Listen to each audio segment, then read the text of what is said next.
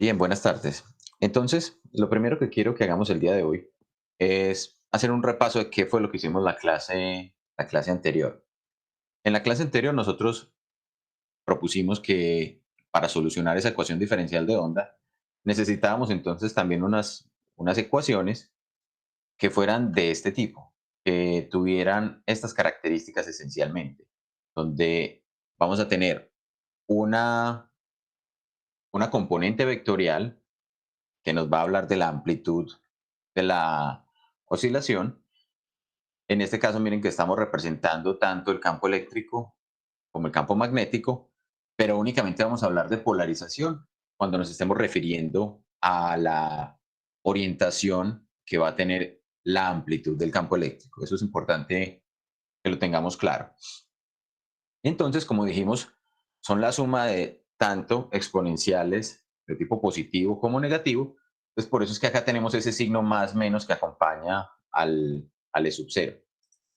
Tenemos en la parte del exponencial unas funciones armónicas. Recuerden que las funciones exponenciales con argumento imaginario esencialmente nos representan funciones armónicas. En este caso estamos hablando de que estas funciones armónicas estarán en términos de las componentes espaciales. Entonces, si recordamos la ecuación de Helmholtz, la resolvíamos y eso nos daba unas funciones armónicas en las tres dimensiones, ¿cierto? En X, Y y Z. Y por lo tanto necesitamos entonces representar un vector de onda que es el que nos indica o el que nos dice cómo es la propagación o cómo es la dirección de la propagación de la onda en la dirección X, en la dirección Y y en la dirección Z. Y por eso, cuando combinamos estas tres componentes, es que tenemos acá también un vector. Recuerden que el vector R hace referencia a los radiovectores, que son los que me indican la posición de cualquier punto en el espacio. También vamos a encontrar la frecuencia. La frecuencia omega está asociada únicamente a la componente temporal. Porque recuerden que la solución que nosotros propusimos era una solución de tipo de variables separables, donde teníamos una función solo dependiente del espacio y una función solo dependiente del tiempo. Entonces, la función del espacio, que era la ecuación de Helmholtz, la resolvíamos y obteníamos funciones armónicas. Pero la ecuación temporal también se resuelve a partir de ecuaciones armónicas o de sumatoria de ecuaciones armónicas en términos de la frecuencia. Este es el parámetro que caracteriza esas oscilaciones. Y la llamamos a esa frecuencia la frecuencia natural del sistema. Adicionalmente, tenemos una fase inicial. Si nosotros comparamos esta ecuación con la ecuación del campo magnético, miramos que tienen exactamente el mismo argumento, el mismo tipo de forma funcional. Vamos a tener acá la amplitud del campo magnético. Recuerden que entre el campo eléctrico y el campo magnético vamos a tener una relación de amplitudes. Y el factor de relación de amplitudes no es otro que la velocidad de propagación, que es c, la velocidad de propagación de la luz en el vacío. Y por lo tanto, decíamos que la componente eléctrica era mucho más grande que la componente magnética.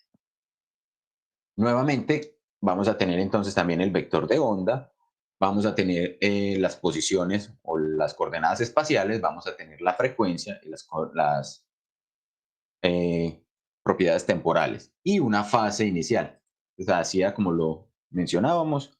Hicimos uso de una herramienta matemática para los campos vectoriales que nos permitía expresar tanto la divergencia como el rotacional en términos o como si fueran unas derivadas. Y de esa manera habíamos demostrado entonces que justamente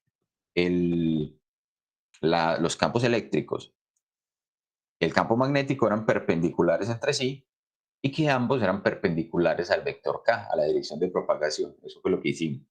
Por eso fue que dijimos, estos sistemas o estos tres vectores, amplitud de campo eléctrico, amplitud de campo magnético y dirección de propagación, forman un sistema de mano derecha, donde E, producto cruz con B, me indica la dirección de la propagación de K. Entonces esto lo dedujimos a partir de aplicar esas ecuaciones.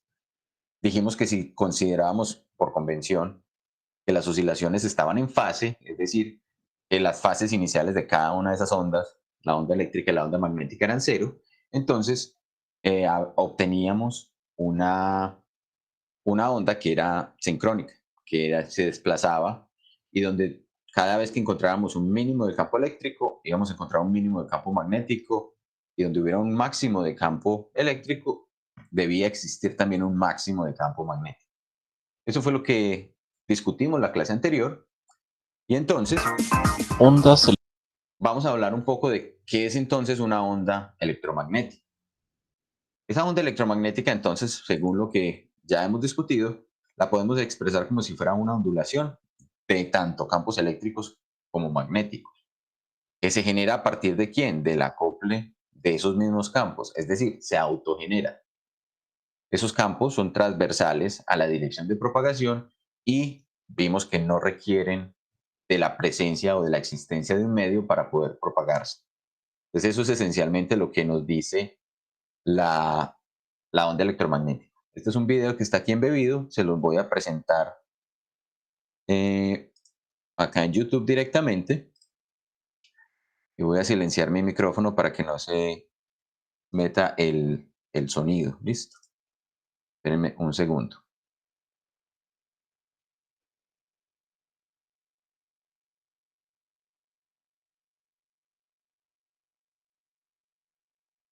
ondas electromagnéticas planas. Una onda electromagnética consiste en un campo eléctrico y un campo magnético, que varían con el tiempo, son ortogonales entre sí y se propagan en una determinada dirección. Tanto el campo eléctrico como el campo magnético ocupan un espacio tridimensional en donde se propaga la onda.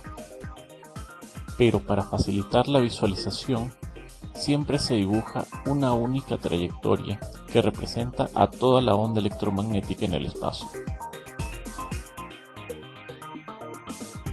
Cuando el campo eléctrico y el campo magnético son perpendiculares a la dirección de propagación, tienen la misma magnitud y fase en planos ortogonales a ella, se está en presencia de una onda electromagnética plana. Los frentes de onda, que son las superficies planas de fase constante, son perpendiculares a la dirección de propagación, y la longitud de onda es la distancia medida sobre la dirección de propagación entre dos frentes de onda.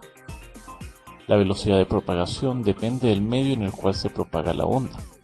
En el vacío es aproximadamente 300.000 km por segundo. Para efectos del análisis de las ondas electromagnéticas planas, es suficiente con conocer la forma del campo eléctrico, ya que el campo magnético se puede obtener con facilidad a partir del campo eléctrico utilizando las ecuaciones de Maxwell.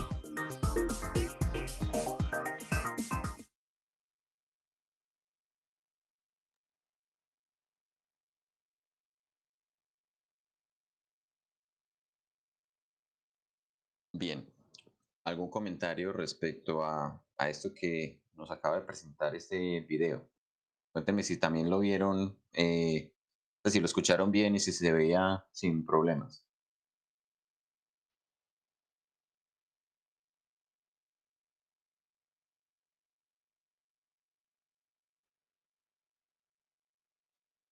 Ok, bien. Entonces, si bien no hemos hablado exactamente de las ondas electromagnéticas planas, miren que cuando hablamos de las ondas eh, tridimensionales, hablamos de la existencia de unas ondas planas, ¿cierto? Y lo que nos permite entonces llegar a la discusión que vamos a hacer un poco más adelante de por qué es importante conocer esto de las ondas planas. ¿Listo? También vamos a ver entonces que esencialmente las ondas electromagnéticas, si bien fueron descritas por Maxwell y fueron descritas, ¿cierto?, en su esencia matemática, Maxwell nunca hizo un experimento para poder probar la existencia de ellas. Él simplemente lo que logró fue demostrar que debía existir una entidad que entonces propagaba simultáneamente campos eléctricos y magnéticos. Pero fue justamente este otro señor, Heinrich Rudolf Hertz, quien fue capaz de probar la existencia de esas ondas electromagnéticas que en su momento se conocieron como ondas hertzianas. Su experimento consistió en un montaje similar al que vemos aquí. ¿En qué consiste ese montaje esencialmente? Acá lo que tenemos es una bobina. Esta bobina se conoce como una bobina de Rumford. Es una bobina de muchas espiras y con una inductancia bastante grande. Está conectada en paralelo con este elemento que hace o que está conformado por dos esferas conductoras, que están conectadas por medio de una barra con un par de esferas más pequeñas o un par de plaquitas, ¿cierto? ¿Qué tipo de configuración o qué tipo de sistema eléctrico está formando estas dos esferas conductoras separadas por un espacio? Entonces, que ya vieron el curso de electromagnetismo, pues de física, electricidad y magnetismo.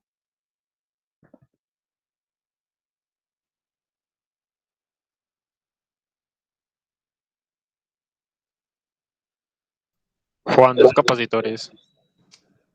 ¿Dos o uno solo? Uno, pensaría yo entonces. Un solo capacitor, ¿sí?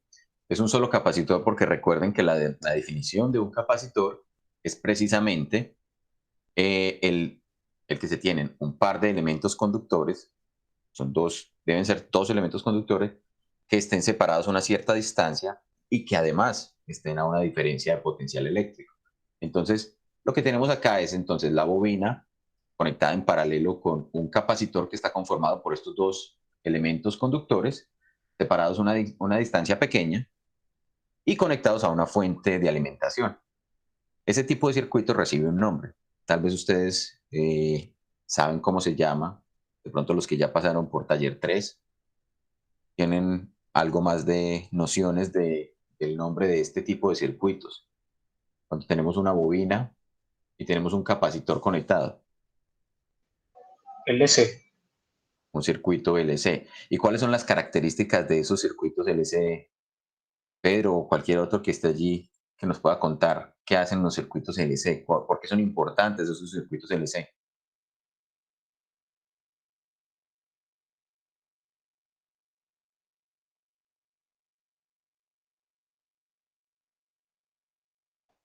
Porque oscilan. Precisamente esa es la característica crucial de los circuitos LC, que son circuitos oscilantes. ¿Qué es lo que oscila? ¿Quién nos cuenta? De pronto Daniel, Sara.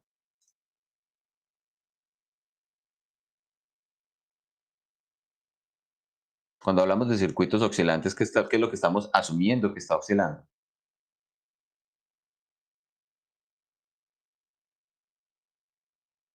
La corriente.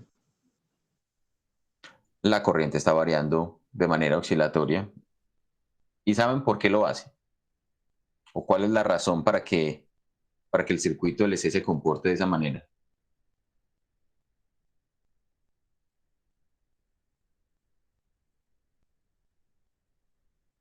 Es como por las características físicas del inductor y el capacitor.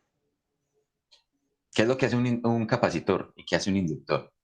Un capacitor almacena energía, pues, almacena energía en forma de campo eléctrico y un inductor almacena energía en campo magnético, pero genera una corriente en el sentido inverso del circuito como para obtener el cambio de corriente. Exactamente eso es lo que está haciendo. Yo tengo en el capacitor un almacenamiento de campo eléctrico por medio de mantener las cargas entre las placas del capacitor o entre los elementos conductores que están conformando el capacitor.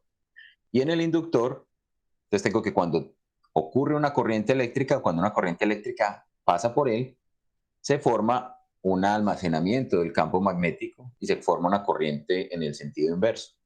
Entonces, mientras el capacitor está almacenando la energía en campo eléctrico, el inductor o la bobina no va a estar almacenando nada, pero una vez empezamos a descargar el capacitor, Entonces se empieza a almacenar energía en forma de campo magnético, se descarga completamente el capacitor, pero la energía está almacenada en forma de campo magnético que genera una corriente que vuelve y carga el capacitor. Entonces, si no tuviéramos elementos disipativos, la energía en teoría podría pasar entre el capacitor y la bobina indefinidamente, oscilando entre uno y la otra. Vamos a ver esta animación, tal vez ustedes en algún momento la hayan visto, pero que nos permite entender qué es lo que hace un circuito oscilatorio. Entonces acá tenemos una fuente de voltaje, acá tenemos conectado inicialmente el capacitor. Observen que ya el capacitor está cargado. Ya tenemos allí las líneas de campo eléctrico entre las placas. Pero una vez conectamos o desconectamos más bien la fuente, sino que conectamos el circuito entre el capacitor y la bobina en forma paralela, se establece un circuito donde la corriente va a pasar a través de este lazo. Entonces, ¿cómo lo logramos? Vamos a mover este. Miren que inmediatamente el capacitor se empieza a descargar y el campo magnético empieza a aumentar. Entonces,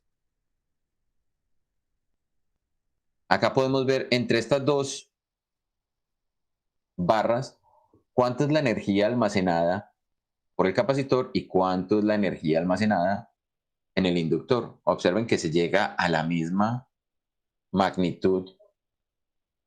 Cuando este, por ejemplo, llega a un máximo, este llega a un mínimo. Y viceversa, cuando el rojo llega a un máximo, el azul llega a un mínimo. ¿Sí? ¿Qué fue lo que hizo entonces Hertz? Sabiendo que tenemos este circuito que oscila entre las dos formas de energía, eléctrica y magnética, entre esos dos elementos. Entonces, entre ellos, lo que Hertz hizo precisamente, yo paro esta animación que ya está mareando por aquí. Lo que él hizo precisamente entonces fue construir un circuito de este tipo. Y con ese circuito, él lograba entonces alimentando constantemente, aquí no necesitaríamos o aquí no podríamos garantizar que la energía va a pasar entre uno y el otro sin estar conectado a una fuente de alimentación, pero entonces lograba que cuando cierta cantidad de carga estaba almacenada en el capacitor, se produciera un salto. Miren que el capacitor, por ejemplo, estaba formado por estas esferas que tenían 30 centímetros de diámetro, por unas barras que tenían alrededor de 1,5 metros de longitud y que estaban separadas un pequeño espacio. Entonces, si ustedes recuerdan, existe una condición y es que el medio dieléctrico se puede convertir en un medio conductor si se alcanza la suficiente diferencia de potencial.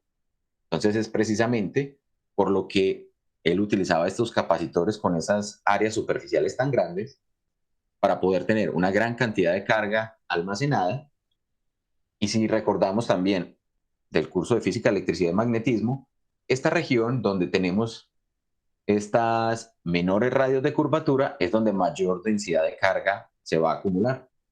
Entonces allí va a tener una diferencia de potencial entre los extremos que puede hacer que el aire que está allí en la mitad se convierta en un conductor.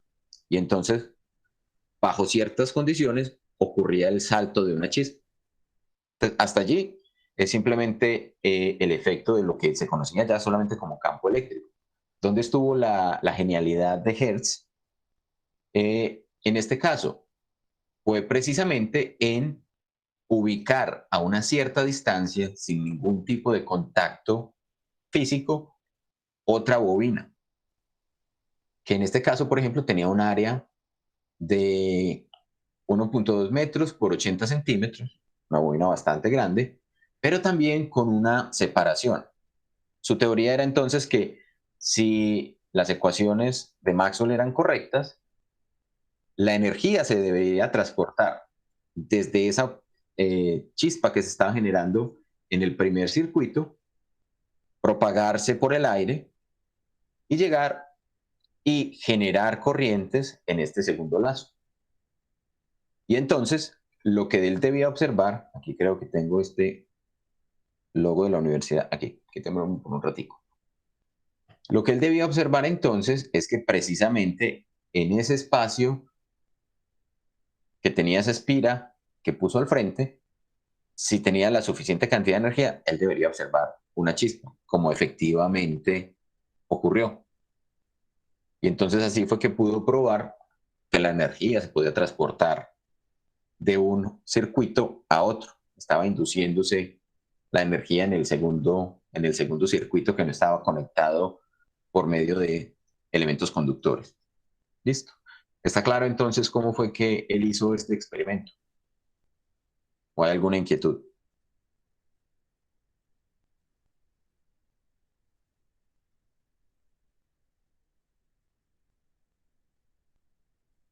Carol, ¿está claro? Listo, perfecto. James Clerk Maxwell fue una de las mentes más brillantes. Voy a ponerles otro video por aquí donde nos cuentan y nos muestran una versión casera del experimento de Maxwell. ¿Sí? Entonces voy a apagar nuevamente mi micrófono para no introducir ningún ruido allí.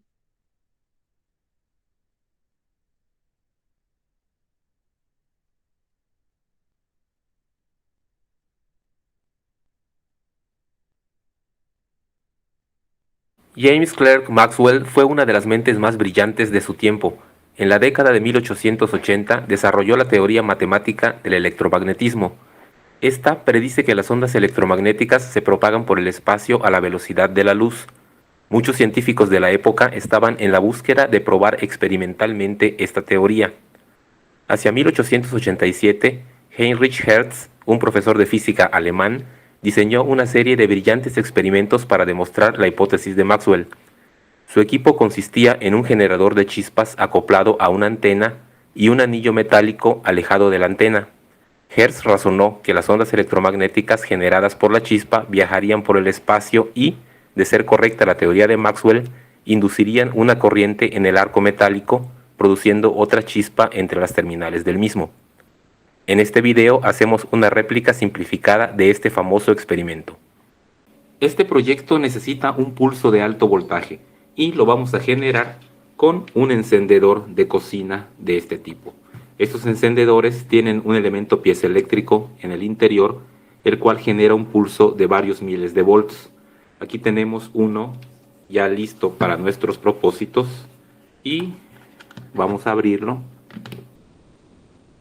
En el interior está el encendedor y este aquí es el elemento piezoeléctrico del cual salen dos cables.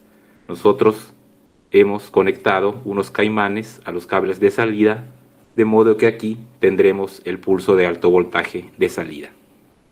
Aquí podemos ver cómo al accionarlo se produce la chispa. Aquí tenemos el arreglo que hemos hecho para replicar el experimento de Hertz. Tenemos estas dos varillas metálicas, las cuales están conectadas a nuestro generador de chispa.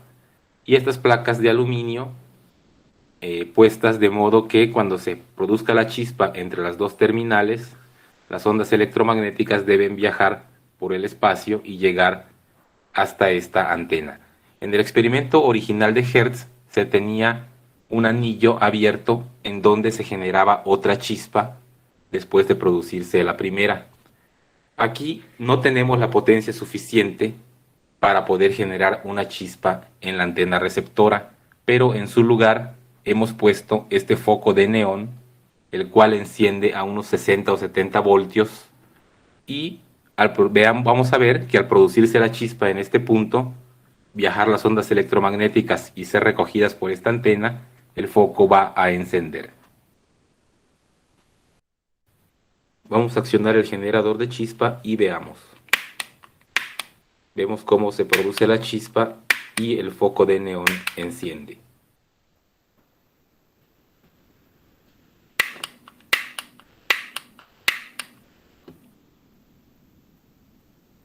Probemos a una distancia mayor.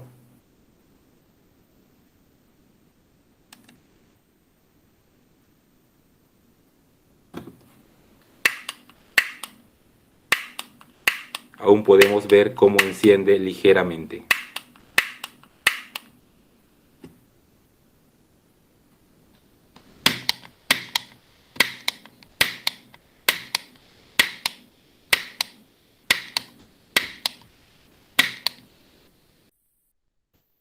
Vamos ahora a usar un arreglo diferente para aumentar la potencia de nuestro emisor. Vamos a utilizar una fuente de alto voltaje que genera varios miles de volts. Esta fuente la pueden construir siguiendo el video que aparece ahora en la pantalla.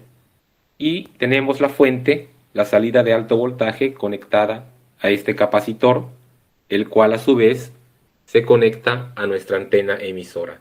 El efecto del capacitor es almacenar la energía y soltarla de golpe en cada chispa del emisor.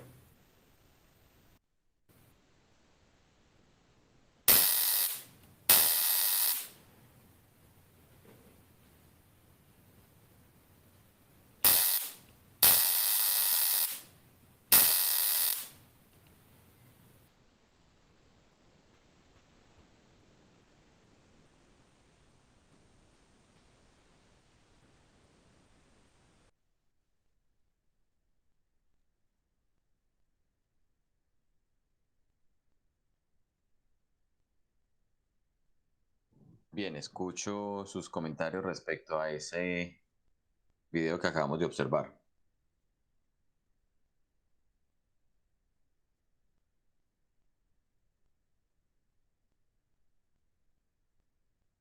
Diego dice que es muy bonito. Diego, ¿qué le ves de bonito al experimento este que se mostró en el video?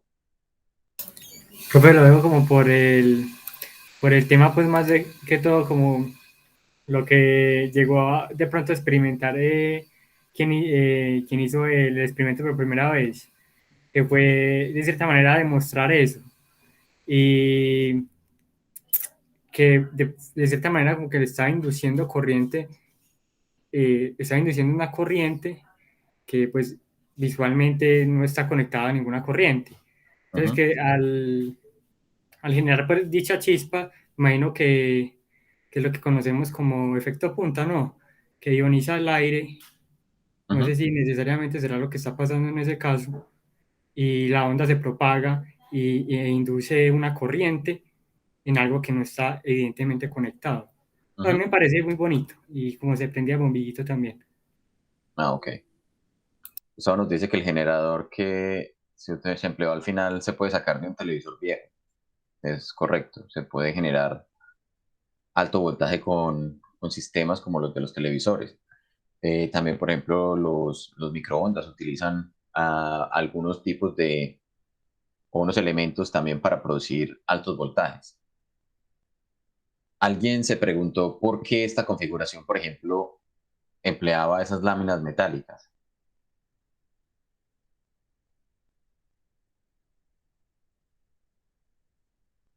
Porque vimos que en el experimento original de Hertz, lo que se tenían eran unas esferas.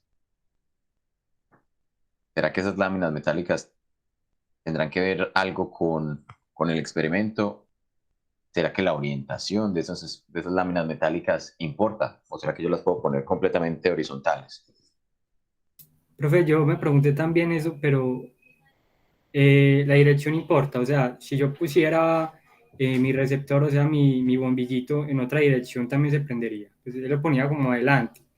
Ujú. Si lo pongo en cualquier dirección, se va a prender también. Pero es que miren que también hay otra cosa interesante que les dejo para que ustedes lo tomen como inquietud. Observen que en el experimento, e incluso este video lo menciona, Hertz lo que empleó fue un anillo cerrado, un anillo con una pequeña abertura, es decir, teníamos un área a través del cual se podía generar o se podía decir que había un flujo o un cambio en el flujo del campo magnético. Mientras que en esta situación lo que teníamos era un par de hilos conductores horizontales y allí colgado entre el extremo, entre la separación de esos conductores, era donde se ponía la bombillita. Entonces, ¿será que importa o qué será lo que está ocurriendo allí? Pues, ¿será el mismo tipo Pero de fenómeno o qué te- será lo que está pasando? técnicamente no sigue siendo un anillo porque el bombillito como que cierra, pues sí cierra los dos alambres y eso sigue siendo un anillito. Bueno, es redondo, pero ¿Y para qué necesitaríamos entonces esos alambres de esa longitud? de pronto como para aumentar el área de la recepción de la señal, no sé. Porque si ustedes se dieron cuenta, por ejemplo, en el receptor se tenían unos hilos que eran así largos, que estaban separados a una cierta distancia. Pues no voy a pintar el soporte, pero acá, por ejemplo, aparecía, digamos, el bombillito. Pues si estás diciendo que esto me forma un anillito, entonces estaríamos considerando que el área por la cual hay cambio de flujo del campo magnético sería esencialmente pequeñita. ¿O será que lo que él está reproduciendo allí no es exactamente el mismo fenómeno que Hertz estaba experimentando? ¿Será que se están induciendo esas corrientes de manera diferente a como las indujo Hertz? No sé, les dejo eso a su inquietud, para que se pregunten un poquito qué fue lo que pasó allí. ¿Listo? Ahora que vimos estas formas de generar esas ondas electromagnéticas, quiero que hablemos un poquito acerca de algo que se conocen como los pulsos de ondas electromagnéticos. ¿Qué es para ustedes un pulso?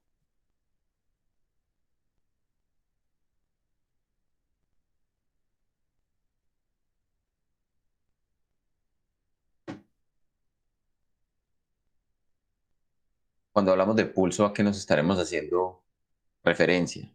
Brandon.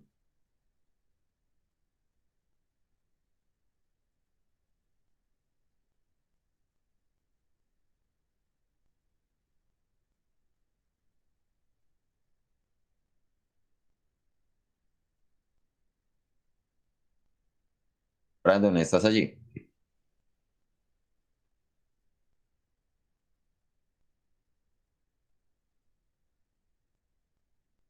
Parece que no. Juan Pablo.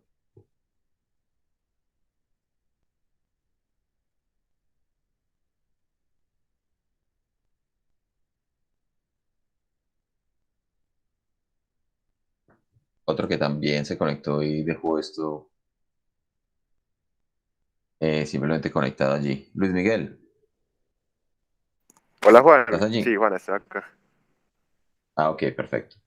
¿Qué es para vos un pulso? Juan, Cuando hablamos de pulso. no lo sé definir bien, pero pues por la palabra me imagino, por ejemplo, el flash de una cámara, pues como pues un evento corto en el tiempo y de alta intensidad, pues no, no te lo sé definir, pero sí, algo parecido. Ok. Entonces tenemos una referencia de qué puede ser un pulso, ¿cierto? En el caso de las ondas electromagnéticas. Algo que ocurre o que puede ocurrir en un tiempo corto. Eh, Gregorio, Dime Juan, ¿qué te puedo ayudar? quiero que me digas qué es para vos un pulso. ¿Qué es tu concepción de qué es un pulso? Juan, yo aprendí pulso cuando hice primeros auxilios y es el número de contracciones del ventrículo del corazón en un intervalo de tiempo. Ok, eso sería entonces como las pulsaciones, ¿cierto? Tal Sí, vez la... Ok, listo, solo que en el argot de ciencias de la salud se le llaman el pulso, ¿cierto? Bien, la concepción o la definición de Luis Miguel pues no está tan alejada de lo que podríamos considerar de qué es un pulso, ¿sí? Luis Miguel lo hizo en términos de eventos que tenían una muy corta duración. Aquí la idea es entonces que tratemos de definir no solamente el término de pulso en términos de eventos que tienen una duración corta, sino también que lo extendamos al hecho de que los pulsos también pueden ocurrir cuando hablamos de regiones limitadas en el espacio. Entonces, si sabemos que una onda tiene la característica de que se está propagando tanto espacialmente como temporalmente, cuando hablamos de pulso estaremos hablando entonces de una entidad electromagnética que está viajando, que está transportando energía, pero que tiene una afectación pequeña tanto en el tiempo como en el espacio. Y esa es la manera como de empezar a entender cómo podemos describir estos eventos de propagación de ondas electromagnéticas. A los pulsos de ondas electromagnéticas también se les conoce como paquetes de onda. Eso es lo que vamos a tratar de entender en este momento. ¿Sí? Nosotros hasta ahora, lo que hicimos cuando tomamos la ecuación diferencial de onda y propusimos esas soluciones, la solución del campo eléctrico, del campo magnético. Recuerden que ahora en adelante, cuando hablemos de la solución de la ecuación de onda, hablaremos de la solución para el caso del campo eléctrico, pero en el caso del campo magnético, pues tendrá su analogía, ¿cierto? Entonces lo que hicimos fue proponer una solución de un tipo de onda que tenía una cierta amplitud, que era la sumatoria de unas funciones armónicas, esas funciones armónicas que ocurrían en el espacio, y funciones armónicas de tipo espacial, pero también tenían funciones armónicas de tipo temporal. Entonces, si queremos reproducir o si queremos poder expresar qué es un pulso, qué es un paquete de ondas, podemos pegarnos de esa concepción que tenemos allí. Entonces, lo que hicimos en ese momento fue definir una onda en el espacio y en el tiempo. Sin embargo, ahora lo que podemos hacer es decir, bueno, basados en el hecho de que la solución de onda yo la puedo expresar como una sumatoria de soluciones, ¿sí? El hecho de tener una única solución me permite a mí que todas las soluciones que sean del mismo tipo también sean solución, entonces me va a poder permitir representar una superposición. Es decir, si yo estoy aquí en este punto espacial, esto es un punto que está definido por una coordenada espacial con respecto a un sistema de coordenadas cualquiera, en un tiempo determinado. Entonces, esto es un punto, digamos, tanto en espacio como en tiempo, un instante. Entonces, yo puedo decir que allí, si yo quiero conocer cómo se está comportando un pulso que esté ocurriendo en esa posición, en ese instante, lo puedo considerar como si fuera una sumatoria, una superposición de ondas, una onda que puede venir en esta dirección, una onda que va en esta dirección, una onda que va en esta dirección. ¿Sí? Donde, debido a que la superposición de ondas también es una solución de la ecuación de onda, allí voy a tener entonces una posible respuesta a esa solución. ¿Qué es lo que, o por qué estamos representando esas diferentes ondas apuntando en diferentes direcciones?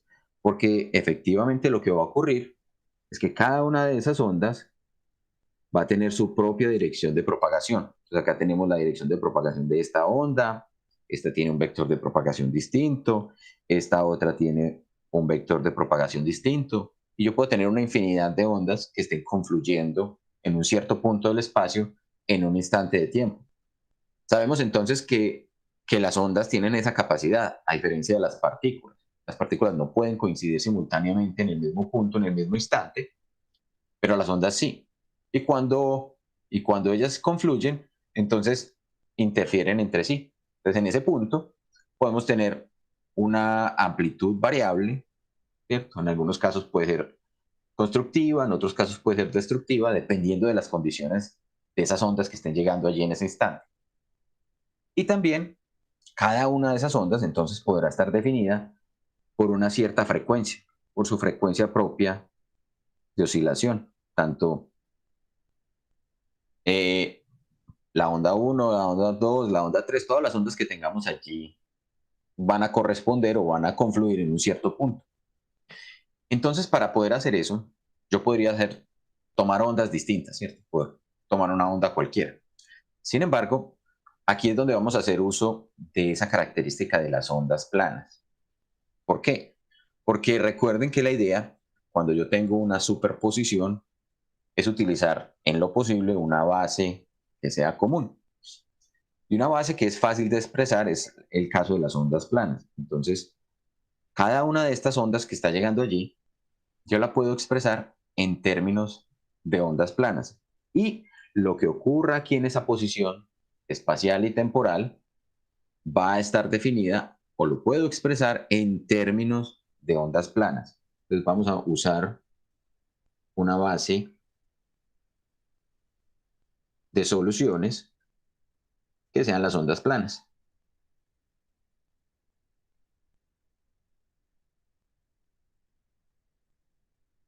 Ahora vamos a describir matemáticamente por qué lo hacemos con ondas planas inicialmente, ¿cierto? Ustedes han escuchado hablar de ondas planas, ¿sí? Pero resulta que generar ondas planas es una cosa que es imposible de hacer en el laboratorio. Las ondas planas no son entidades físicas reales, son descripciones matemáticas, y lo mejor que uno puede lograr en el laboratorio es acercarse a esa forma de ondas planas. ¿Por qué? Porque es que resulta que las ondas planas están siendo generadas tanto temporalmente como espacialmente en una forma infinita. Estamos hablando de que se propagan desde el tiempo menos infinito hasta el tiempo más infinito, cosa que no ocurre con una onda real, y se propagan en una dirección, pero se extienden perpendicularmente a esa dirección de propagación hasta el infinito. Entonces son planos. Entonces es como si tuviéramos un plano que estuviera incidiendo en esta dirección, pero que viene y se está propagando desde el infinito en el tiempo, desde menos infinito en el tiempo, y se va a propagar hasta más infinito en el tiempo. Lo mismo pasa con esta. Esta es una onda plana también, que se viene propagando desde menos infinito en el tiempo y se va a propagar hasta más infinito en el tiempo. Y lo mismo con esta otra. Entonces, lo que estamos obteniendo allí, en ese punto donde están confluyendo, que es nuestro punto de interés, donde queremos describir lo que está pasando con un paquete de ondas, es esa superposición. Pues, matemáticamente, ese argumento de que son ondas planas lo que están superponiéndose es perfecto, no hay problema, porque además, digamos que no hay limitaciones, pero en el sentido físico como tal, pues no se pueden lograr. Sin embargo, es una buena aproximación bajo ciertas condiciones. ¿Listo? ¿Alguna inquietud con respecto a esa concepción de por qué estamos utilizando ondas planas como base de solución entonces de cualquier tipo de paquete de onda o cualquier tipo de forma ondulatoria que tengamos?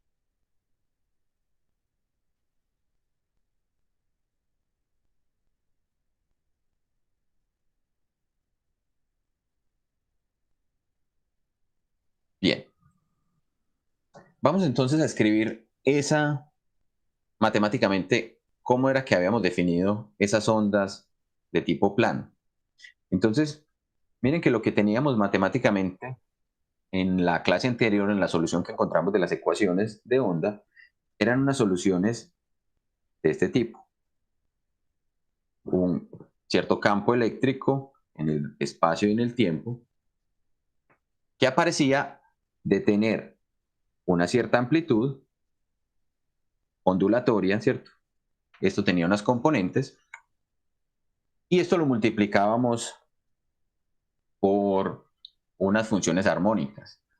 Funciones armónicas en el espacio, pues poníamos el k.r, y funciones armónicas en el tiempo. ¿Sí? Ahora, como estamos considerando que en un punto del espacio, en un instante de tiempo, estamos superponiendo ondas planas, entonces vamos a hacer esa superposición. Ustedes saben que una manera de superponer es sumar, pero cuando las sumas son en todas las posibles combinaciones, ¿cierto? Una combinación lineal, esas sumatorias se convierten en integrales. Entonces vamos a suponer que en ese paquete de ondas lo vamos a describir a partir de la suma de todas las posibles direcciones, de las infinitas direcciones que puede haber para llegar justamente a esta posición. Entonces, ¿qué es lo que tenemos que hacer? Tenemos que expresar esto en términos de integrales. Entonces, vamos a integrar sobre todos los posibles, vamos a ponerle aquí, todas las direcciones posibles. ¿Cómo representamos eso? En términos de los vectores de onda. Pues todos los vectores de onda que apunten hacia esa posición en el espacio, que son infinitos, van a poderme contribuir a la solución en ese punto. Y entonces acá tenemos que poner el diferencial en términos de los vectores de onda. Vamos a representarlo de esta manera para que sea mucho más conciso, pero es realmente la componente Kx, la componente Ky, la componente Kz. ¿Sí? Entonces, 3 direcciones de propagación para cada una de las que está interviniendo allí, que son todas las posibles combinaciones. Y vamos a considerar esencialmente ya no todo el tiempo, sino que vamos a poner allí todas las posibles frecuencias que van a tener cada una de estas ondas, porque miren que cada onda está representada a partir de su vector de propagación y de su frecuencia. Entonces vamos a introducir allí todas las frecuencias. Todas las frecuencias. Entonces lo que podemos expresarlo es expresarlo entre menos infinito e infinito. Frecuencias negativas pues no tienen sentido, pero matemáticamente yo puedo expresar ese dominio en términos negativos. Y entonces, ¿dónde va a venir, digamos, la parte que va a ser importante? Miren que acá estamos diciendo, vamos a tratar de sintetizar lo que estamos diciendo. Acá queremos conocer el campo eléctrico en una posición del espacio a un tiempo determinado. Eso es lo que estamos haciendo al hacer esa operación matemática, donde debemos considerar entonces una base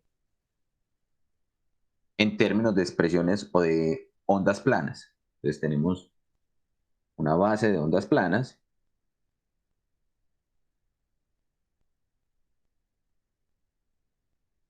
que considera todas las posibles direcciones en las que esas ondas planas pueden estar llegando y que considera la contribución de todas las frecuencias que pueden estar presentes en esas ondas. Y entonces, ¿qué es lo que me va a definir esencialmente cómo es el paquete de ondas o cómo es la onda que tenemos allí? Va a estar definido en términos de esto que tenemos acá, las amplitudes. Y las amplitudes van a ser en términos del vector de onda, o sea, para cada función de onda y para cada frecuencia correspondiente. Entonces, esto es lo que llamamos, esto acá es el coeficiente o amplitud de cada onda plana que interviene.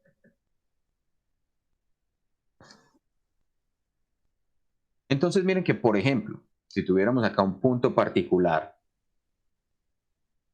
y en ese punto particular la única onda que estuviera interviniendo fuera esta onda plana que se está moviendo en esta dirección, ¿sí?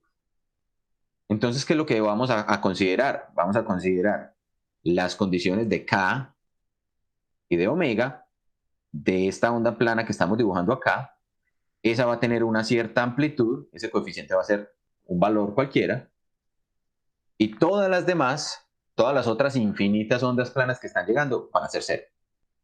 ¿Sí? Que resulta que por alguna razón no es de esa manera, sino que tiene otra onda que viene en esta dirección, que está interfiriendo en ese punto, pero que se está propagando con esta otra dirección de propagación. Entonces, esas dos ondas planas van a tener coeficientes distintos de cero, pero todas las demás van a ser cero. ¿Sí? Entonces, lo que estamos haciendo al tomar esa representación matemática de combinación de ondas planas. ¿Algún comentario, inquietud? Y miren entonces que en un paquete de ondas no necesariamente vamos a tener infinitas frecuencias, infinitas direcciones de propagación. Puede que sea tan simple como una sola dirección de propagación y una sola frecuencia. Puede que sea la superposición de ambas. Listo. Comentarios. Emanuel. ¿Está claro eso que estamos haciendo?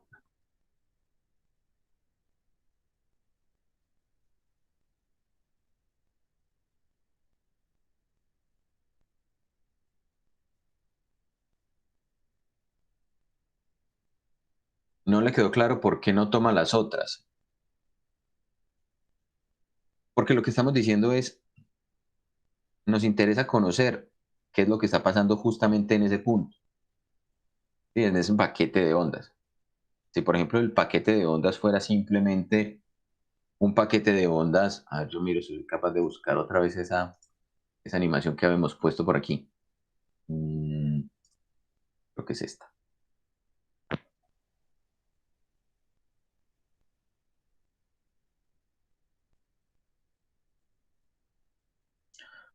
Supongamos que este es el paquete de ondas que está viajando, ¿sí? Ese que estamos viendo ahí. Es una onda que claramente es simplemente una onda plana, ¿sí o no? Entonces yo me voy a parar en un punto del espacio en un instante de tiempo determinado. Entonces, conocer qué es lo que está pasando con la amplitud o con el pulso en esa posición requiere solamente conocer la información de esta onda que se está propagando. Pero de pronto yo tengo dos ondas que se están propagando simultáneamente. Y entonces lo que voy a querer hacer, por ejemplo, es ver algo como esto. A ver, ¿dónde es que está eso? Superposición de ondas.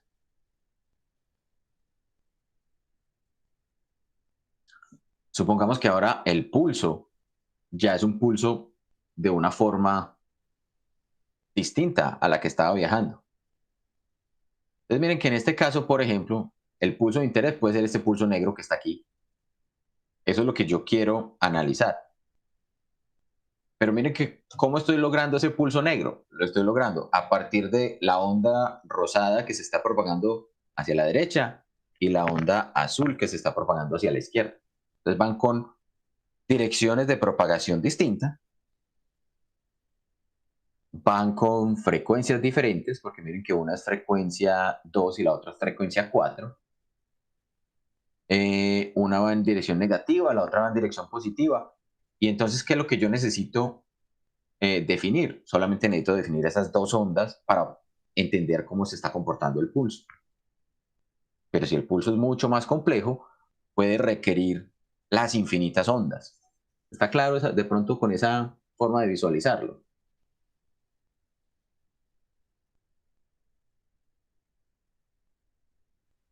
Listo, perfecto. Ya le quedó mucho más claro. Entonces, esencialmente, acá lo que estamos diciendo es, matemáticamente, esta es la expresión que me sintetiza cualquier paquete de ondas. ¿Qué es lo que me va a interesar aquí? Conocer o identificar esencialmente que yo necesito conocer cuáles son las direcciones que van a intervenir en el pulso que yo quiero observar, cuáles son las frecuencias que quiero o que van a intervenir, porque solamente esas van a ser las que van a ser parte, digamos, de esta sumatoria o de esta integral, ¿sí? Pero también, y mucho más importante, es conocer cómo son estos coeficientes, porque resulta que, como acabamos de ver en esa superposición de ondas, en la que teníamos solo dos ondas superponiéndose, eh, la respuesta o el pulso puede cambiar bastante si yo estoy mostrando o si estoy modificando esos componentes o esas amplitudes. Miremos, por ejemplo, en esa misma animación, ¿qué pasaba si yo cambiaba si yo cambiaba, por ejemplo, el valor de la amplitud? Digamos que ya no es 5, sino que ya es solamente 2. Vamos a dejar cambiarlo. 1. miren que el pulso cambia completamente su forma. ¿Sí? Entonces, es importante conocer esos coeficientes. El valor que ellos tengan va a ser entonces también una indicación de cómo es la onda que que yo quiero encontrar allí, cómo es el paquete de ondas, cómo se comporta. ¿Listo? Entonces, ese coeficiente que tenemos allí recibe un nombre. A este conjunto de coeficientes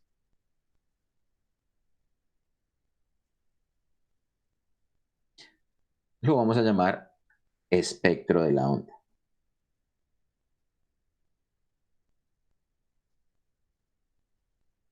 ¿Han escuchado hablar de la palabra espectro? Y si han escuchado, cuéntenme en qué contextos han escuchado esa palabra.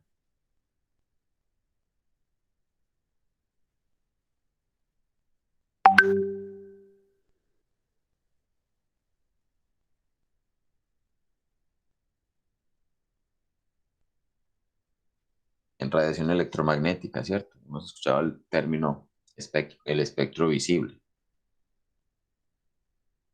Ujú. Entonces, ¿a qué hace referencia, por ejemplo, eso del espectro visible?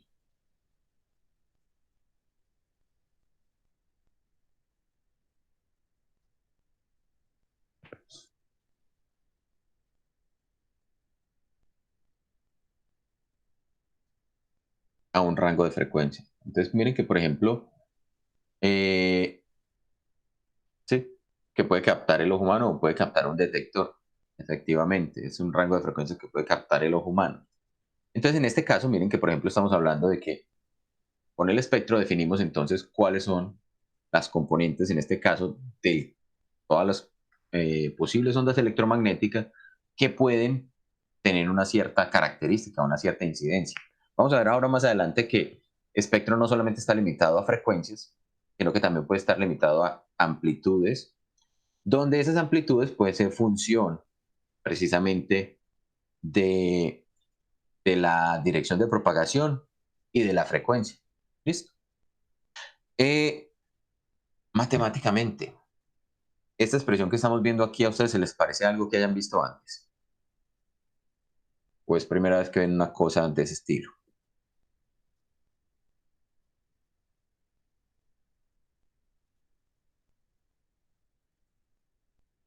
Sara,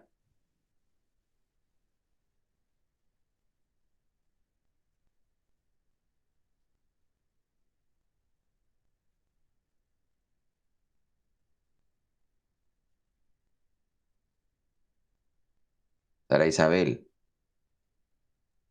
Juan, pues la verdad, lo que a mí se me alcanza como a aparecer es de las primeras soluciones que vimos a la ecuación como de onda, pero no Ujú. recuerdo más. Pero cuando le ponemos esas integrales,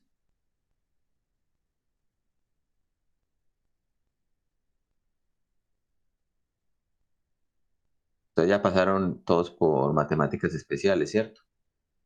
Profe, como una inversa, ¿o qué? Pues como la inversa de Fourier, pero no sé. Pues yo recuerdo que lo que veía con dobles integrales eran las inversas. Pero cuando... Luis Miguel, sí, usted ya pasó por el curso de óptica, ¿sí o no? Sí, fue. Y entonces, ¿por qué lo pone con signo de interrogación? Como, ¿será? ¿Será? No se Ah, haga. Juan, Para ponerle más misterio, como para que... claro, Juan. Bien. Sí, Luis Miguel tiene razón. Esa expresión que tenemos allí es una forma de expresar una transformada de Fourier.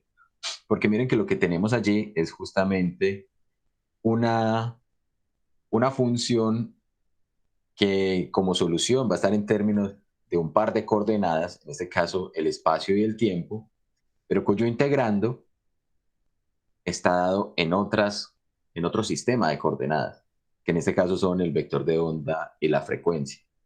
Y cuando integramos sobre ellas, vamos a obtener precisamente, observen que la solución a la que vamos a llegar son justamente las coordenadas que están acompañando a los términos o a las variables de integración. ¿Sí? Eso es lo que nos permite hacer esa transformada de Fourier. Y la operación que hace la conversión en este caso, o que nos arroja más bien los términos en términos de vector de onda y de frecuencia, pues la llamaremos la transformada inversa. Eso lo veremos un poquito más en detalle ahora más adelante. ¿Listo? Juan, Juan Pablo, se supone que nosotros debíamos haber visto transformadas de Fourier en el curso de matemáticas especiales. se supone. Ah, pues yo pues, al menos pues, los que la vieron conmigo y creo que los de un semestre anterior, no, el profesor no daba ese tema, o si lo llegó a dar, no dijo como explícitamente que eran transformadas de Fourier, porque la verdad yo hasta este momento en mi vida no sé qué es una transformada de Fourier, pues no sé cómo luce. Ah, ok. Bueno, esta es una forma de cómo luce la transformada de Fourier para dos funciones, pues para dos variables. ¿Sí? Vamos a describirla ahorita un poquito más en detalle cuando discutamos por qué es que vamos a emplear esta forma de la transformada de Fourier. ¿Juan delató al compa? ¿A cuál compa?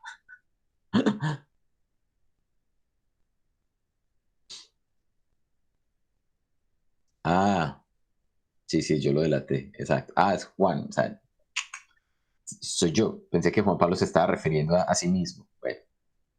Eh, entonces, esencialmente, miren que lo que hemos hecho hasta el momento es describir básicamente cómo es que se producían esas ondas electromagnéticas y cómo las podemos describir en términos de características que las definen como únicas, ¿cierto? En términos de su dirección de propagación o de su número de onda o vector de onda, ¿cierto? En términos de su frecuencia. Ahora miremos qué características nos van a permitir a nosotros tomar esas ecuaciones de onda o tomar esas posibles soluciones y empezar a manipularlas. Esencialmente empezar a entender qué información podemos sacar de ellas. Primero vamos a devolvernos un poquito a entender qué es lo que es un pulso, ¿cierto? Entonces, matemáticamente uno puede graficar o uno puede decir, esto que tenemos allí es un pulso, esto es simplemente una función de una variable que puede ser de tipo espacial, puede ser una variable de tipo temporal, entonces esto sería una función de x o una función de t, ¿cierto? Lo que estamos diciendo allí es que esencialmente los pulsos los empleamos para describir qué, para describir generalmente fenómenos que duran poco, fenómenos que tienen una duración corta, bien sea en la escala temporal, o sea, que ocurren rápidamente, o bien fenómenos que están afectando áreas pequeñas en el espacio. Entonces miren que cualquiera de las dos acepciones, las dos formas de describir un pulso, pues es perfectamente válida. Incluso podemos tener situaciones en las cuales los pulsos afecten regiones pequeñas del espacio en una región pequeña o en una cantidad de tiempo pequeña. ¿Sí? Puede ser un pulso tanto espacial como temporal. Ahorita vamos a discutir un poquito de eso. Pero entonces, miren que esto sería lo que sería un pulso físico. Sin embargo, para poder entender los pulsos, tenemos que hacer una concepción idealizada de los pulsos. Algunos de ustedes tal vez recuerdan una, una distribución que se conoce o que recibe el nombre de función. Ay, vamos a ponerla por aquí. Función delta de Dirac. ¿Han escuchado de ella? En ecuaciones. ¿Para qué nos servía la función delta de Dirac, Gustavo? Es así. Ok, perfecto. Tuvieron mejor profesor de ecuaciones que de matemáticas especiales, aparentemente.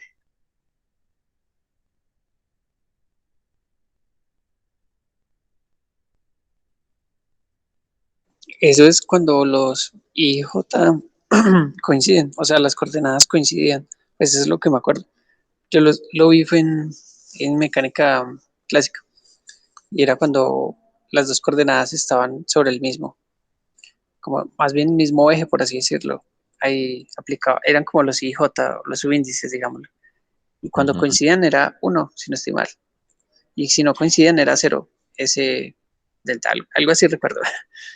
Ok, pero entonces en mecánica clásica, ¿para qué empleaban esos delta de Dirac? O sea, ¿cuál era la funcionalidad de representar algo que era un sistema mecánico físico en términos de delta de Dirac? Era para el momento de inercia, pero generalizado en todas las coordenadas. El momento de inercia. Sí, Bueno, se usaban las matrices ahí, y luego se llegaban los tensores y eso es bien loco. eso es bien loco. Ok. ¿Alguien de pronto recuerda cómo es esa distribución de la función? Entonces, para presentar una distribución de densidad de una masa unidad concentrada en un punto. Ok, ¿eso es en qué contexto, Gregorio? Sí, lo vi en física, no me acuerdo qué física, cuando vimos el centro de masa. Entonces era con delta Dirac. Ah, ok. Entonces utilizaban la función delta Dirac para concentrar una masa en un punto. Listo. Entonces es como si fuera un pulso de masa. Miren que no solamente se puede aplicar la función delta de Dirac para hablar de pulsos de tiempo o pulsos en el espacio. Aquí Gregorio nos está contando que también lo pueden aplicar para, para pulsos de masa. O sea, para decir que un punto tenía la masa de un objeto. Vamos a tratar de recordar, tal vez si alguno lo ha visto, cómo luce una función delta de Dirac. O sea, qué es lo que me representa esa función. Entonces, idealmente, la función delta de Dirac lo que tiene es una representación en términos de cómo la función está distribuida. La vamos a representar por medio de la letra griega delta minúscula y vamos a representarla aquí en la forma generalizada, es decir, para una posición x menos x0.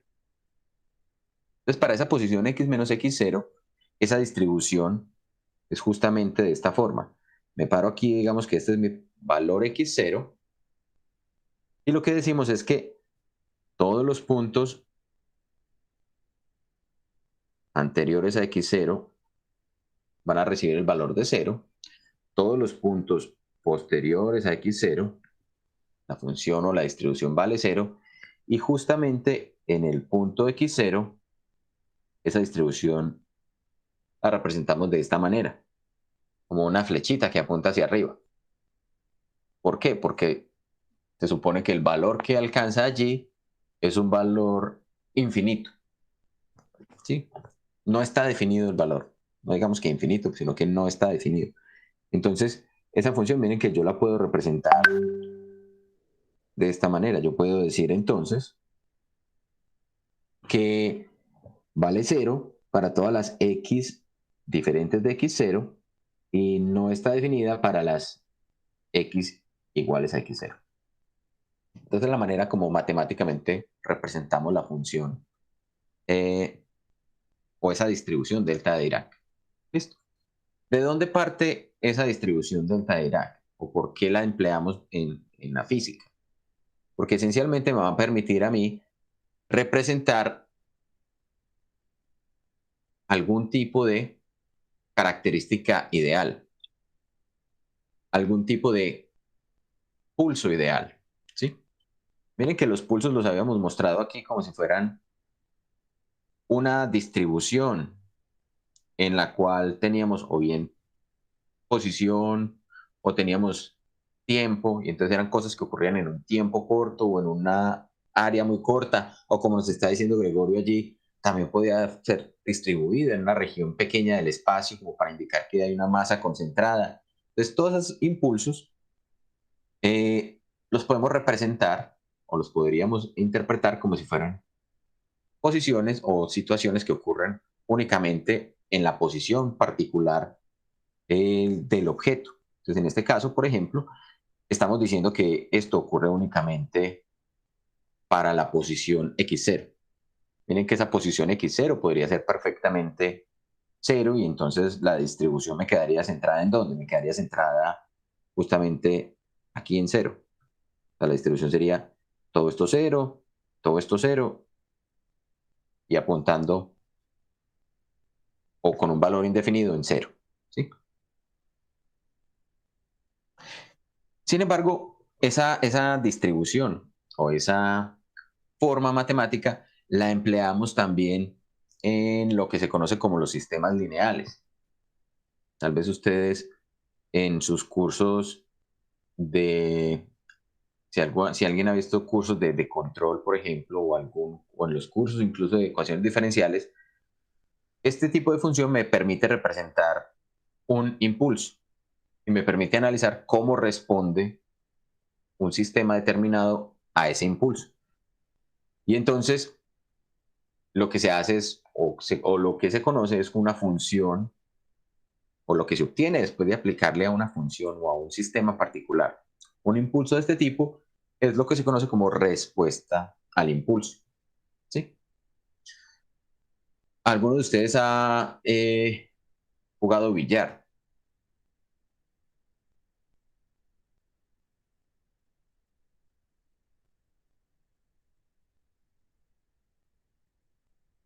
No me sorprende, Manuel, que sea muy malo.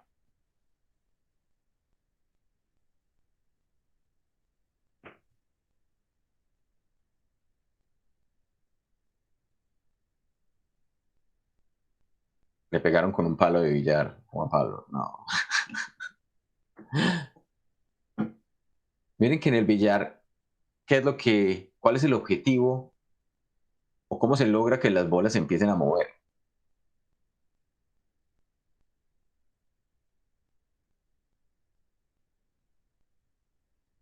Vamos a tratar de hacer el símil de manera mecánica, ¿cierto? Con un sistema mecánico como el sistema de las bolas de billar. ¿Cuál es la pregunta, Juan? Perdón. En el caso del sistema de las bolas de billar, ¿qué es lo que hace que se empiecen a mover las bolas?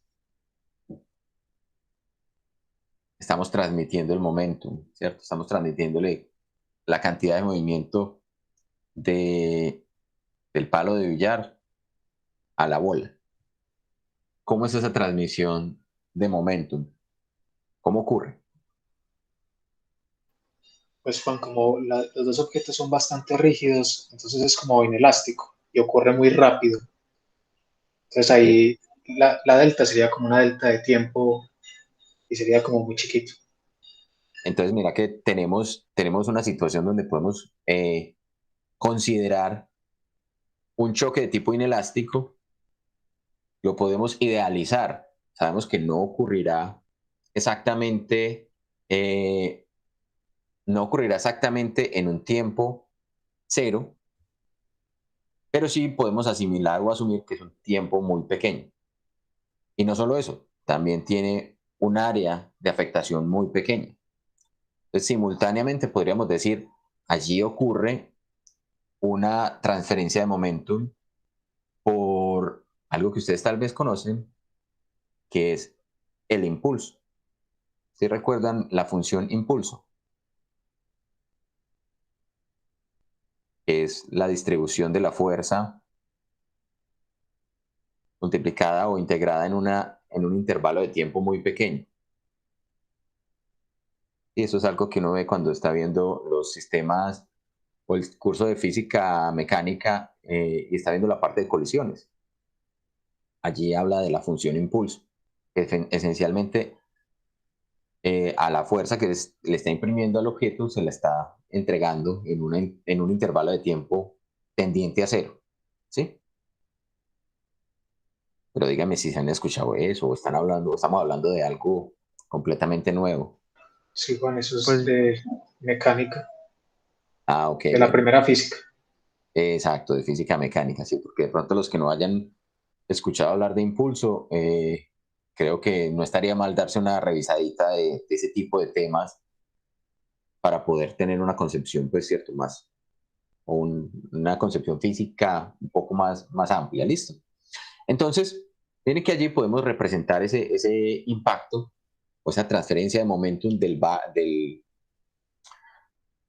palo de billar a la bola de billar como si fuera justamente un impulso.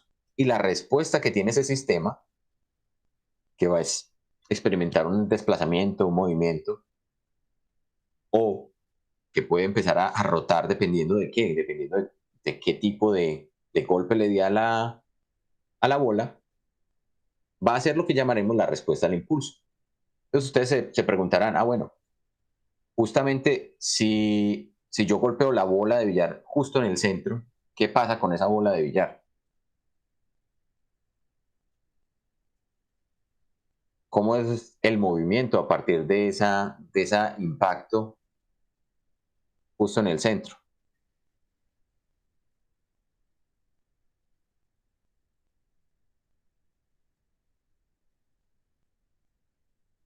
Más bien les cambio la pregunta.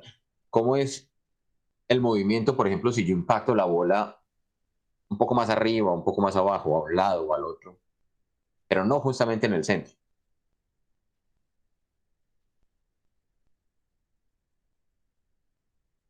En ese caso, empieza la bola a girar si le pega a un lado, ¿cierto?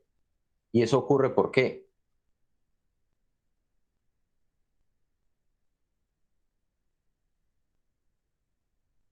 Por un torque, pues Porque por una estamos especie de torque. induciendo, porque estamos induciendo, ¿cierto? De alguna manera, estados de movimiento, estados de movimiento diferentes al estado de movimiento simplemente de traslación. ¿Sí?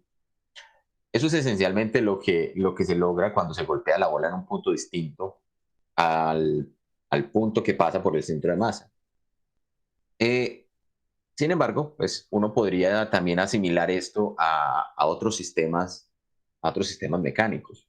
Por ejemplo, un resorte que esté oscilando. ¿Cierto? Si yo tengo un resorte en el reposo y le doy un golpe, ¿qué pasa con ese resorte? Él empieza a oscilar, ¿sí o no? ¿A qué frecuencia empieza a oscilar? O si tomo un péndulo y lo saco de su posición de reposo y lo desplazo hacia un lado y lo pongo a empezar a oscilar, ¿a qué frecuencia oscila? A la frecuencia natural del sistema. Listo, ahí quería que llegáramos, ¿sí o no? Entonces, resulta que los sistemas de este tipo, los sistemas lineales, cuando son expuestos a una función de tipo impulsiva, van a empezar a oscilar o van a empezar a manifestarse en términos de su respuesta de frecuencia natural. Entonces, vamos a escribir eso por aquí. Esos sistemas lineales se manifiestan con una función de respuesta al impulso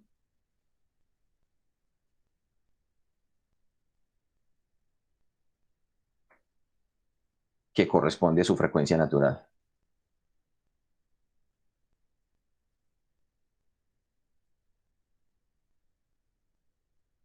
¿Sí? ¿Y por qué es importante hablar entonces de deltas de Dirac en el caso de sistemas y de frecuencias naturales? Porque resulta que la idea del delta de Dirac es que la interacción sea tan corta que logre precisamente que el sistema que estamos excitando justamente responda a la frecuencia, a su frecuencia natural. ¿Sí? ¿Qué pasa si, por ejemplo, yo tomo en su lugar el péndulo y lo pongo a oscilar, pero simultáneamente le estoy empezando a hacer, no sé, una fuerza que vaya ocurriendo periódicamente? ¿Qué ocurrirá con ese péndulo? Seguirá oscilando su frecuencia natural. o su frecuencia se verá afectada por ese repetido acción externa.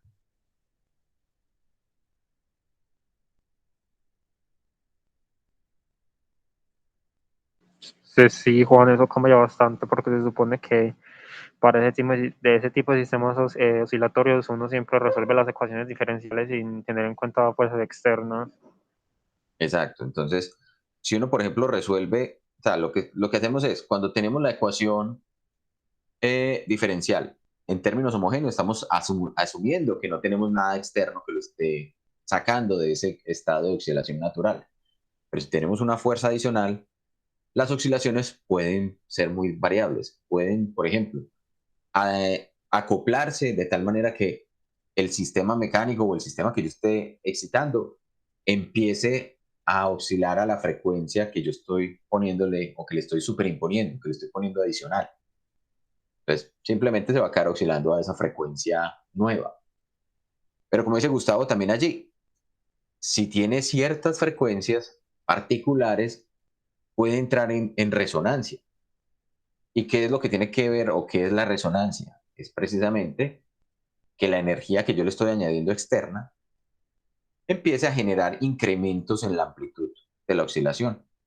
Y entonces se aumenta considerablemente la resonancia. Ese es un problema que ocurre, tal vez ustedes vieron en su curso de física de oscilaciones, ondas y óptica, y en la cual estamos diciendo que efectivamente podemos tener, digamos, fallos de los sistemas si la resonancia, por ejemplo, excede las características o la resistencia propia de cada uno de los materiales de los cuales está hecho ese sistema. ¿Sí? Entonces, un sistema mecánico simplemente puede fallar, como ha ocurrido en muchos casos con estructuras mecánicas, como los puentes, por ejemplo, que cuando son excitados con frecuencias en las que puedan entrar en resonancia, su amplitud se incrementa al punto de fracturarse. Pero miren que eso no serían respuestas al impulso. Acá estamos diciendo qué pasa, por ejemplo, si esa estructura o si ese sistema mecánico o si ese circuito eléctrico o el sistema que tengamos, le hacemos un impulso o una excitación que sea muy rápida. Entonces, en los sistemas lineales es interesante mirar cómo responde porque tiene la característica de justamente hacer que el sistema responda en su frecuencia natural. ¿Sí? Y entonces, ¿por qué lo hacemos en términos de deltas de Dirac? Porque resulta que matemáticamente los deltas de Dirac se pueden expresar como una sumatoria de muchas funciones armónicas. Entonces, esto que vimos acá, esta representación que tenemos acá del delta de Dirac, es la manera, digamos, gráfica de poder observar cómo es el delta de Dirac. Sin embargo, hay una expresión matemática que también me representa ese mismo delta de Dirac. Y es esta que vamos a escribir acá. Es una función que tiene un cierto coeficiente de amplitud, pero que se interpreta como una sumatoria de infinitas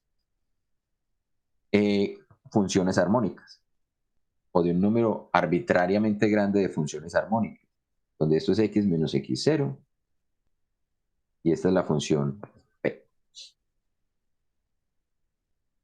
Entonces, esto que tenemos acá, miren que no es otra cosa que un sistema o una ecuación que me está representando también una sumatoria de muchas componentes de este tipo para todas estas funciones. Entonces, si yo digo, esto es la función armónica, digamos, con la cual un sistema va a responder, con la cual un sistema va a oscilar, lo que estoy haciendo es sumar todas las posibles contribuciones armónicas, desde menos infinito a infinito. ¿Eso cómo se ve si, por ejemplo, lo que queremos hacer es el análisis de por qué utilizamos el delta? Voy a mostrar por acá otro video, espérenme lo encuentro. Bueno, más que un video, es una animación en la que está mostrando si yo tuviera una sumatoria de funciones de este estilo, Bueno, les recuerdo, por ejemplo, que esas funciones, las funciones que tienen esa característica, generalmente se ven como pulsos. Las funciones e a la i, un argumento, son pulsos. Se ven de esta manera. Entonces, cuando yo empiezo a sumar y a sumar y a sumar pulsos de estas formas o de diferentes anchos, lo que voy a obtener es precisamente una función delta de Dirac. Vamos a mirar allí. A ver, pues comparto la pantalla nuevamente. Este GIF, esta animacioncita. Ahí lo que estamos viendo es precisamente la función, empezando desde pocas sumatorias y empezar a aumentar, aumentar, aumentar. Entonces, miren lo que está ocurriendo justamente con esa función. Cada vez más, el ancho de ese pico se empieza a cerrar y la amplitud empieza a crecer, hasta que se convierte idealmente ¿en qué? Se convierte idealmente en una función de este estilo, donde todas estas componentes en los valores diferentes de x0 se anulan y en el valor x0 tienden a infinito. ¿Qué condición además se cumple con esas funciones delta de Dirac?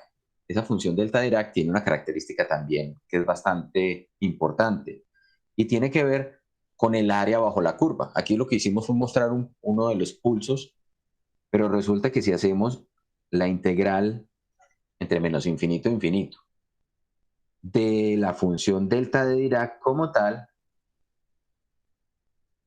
lo que vamos a obtener es una constante, y esa constante va a ser 1. Entonces, ¿cómo podemos interpretar la función delta de Dirac? La podemos interpretar como una distribución. Supongamos que estamos centrados alrededor de x0 y que esto va a valer 0 para toda esta región. Pongámoslo con este es más gruesito. 0 para toda esta región y una altura tal que el área bajo la curva, o sea, la integral entre menos infinito e infinito de esta distribución, de esta f de x,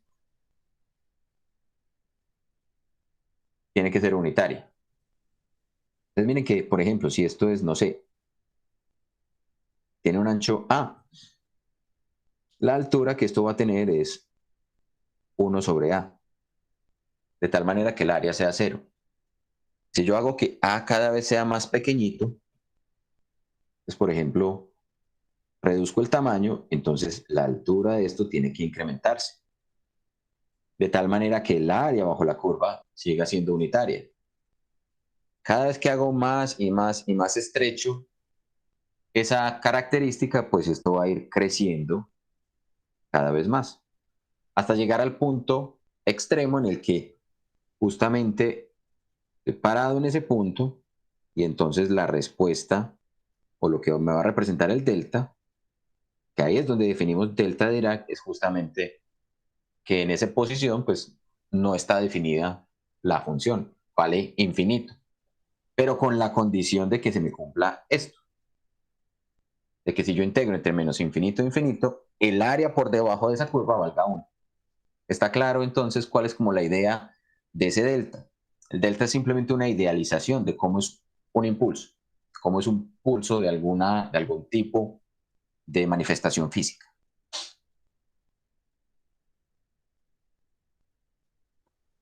Sí, no está claro. Repita lo que está diciendo.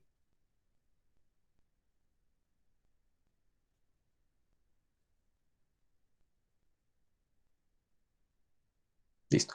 Miremos, por ejemplo, esto que es justamente lo que les estaba mostrando en la pantalla.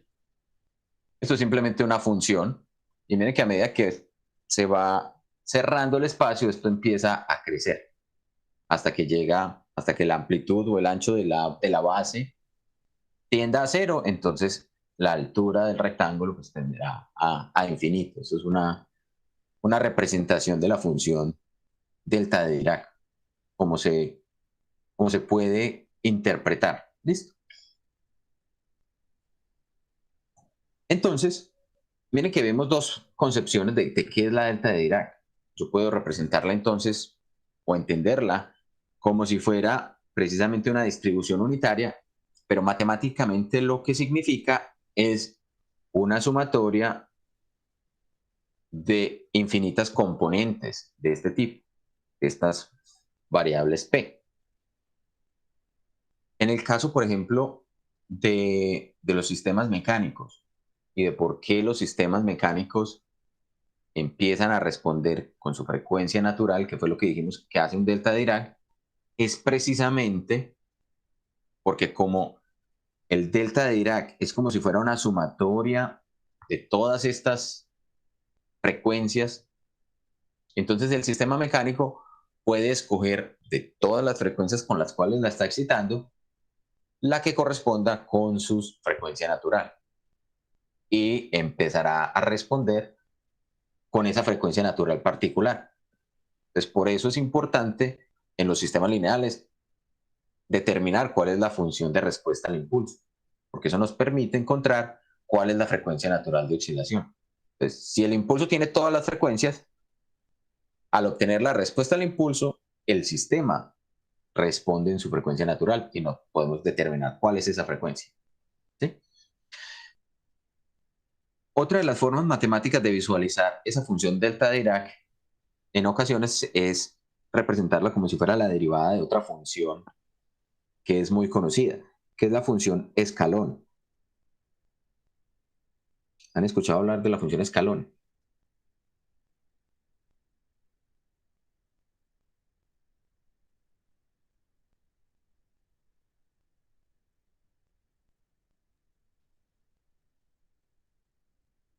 Sí, bueno, esta es la función escalón, que también se conoce como la función de Heaviside, que fue el matemático que la propuso. Es una función que nos dice que para una región, para un punto particular x sub 0, entonces la función está definida de tal manera que para acá, justamente en ese punto, todos los puntos por debajo, esa función vale 0, que todos los puntos por encima, la función vale 1, esto es un valor unitario, y que justamente en ese punto, en el punto x sub 0, la función está definida en un medio. Esa es la manera como se representa esa función. Entonces esa función escalón yo la puedo escribir como h de x. Esa h viene precisamente de este señor Heaviside, igual a 0 para las x menores que x sub 0, 0 para la, 1 para las x mayores que x sub 0 y un medio cuando estamos parados justo en x sub 0, cuando x igual a x sub 0. Entonces miren que si yo le saco la derivada a esta función, la derivada de todo esto me va a dar 0. La derivada de todo esto me va a dar 0 porque es una constante, pero acá la derivada no está definida. Entonces se dice que es infinita. ¿Listo? Entonces, la función delta de Dirac, delta de x menos x0, es la derivada de esa función escalar. ¿Listo? Es otra manera de representarlo en forma matemática. Entonces, esa función impulso o esa función delta de Dirac me permite representar entonces sistemas o fenómenos que ocurren en cortos espacios de tiempo, en regiones de espacio pequeñas. Si lo manifestamos, por ejemplo, o si lo tomamos en caso de sistemas mecánicos, yo puedo representar todo lo que son colisiones por medio de funciones impulso.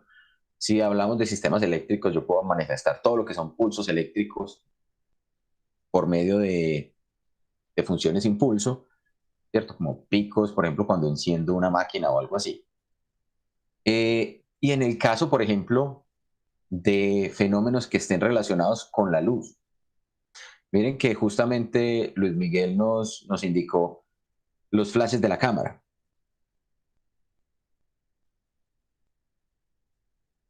El flash de la cámara, ¿qué características tiene? ¿Cómo se manifiesta temporalmente? ¿En un tiempo largo o un tiempo corto?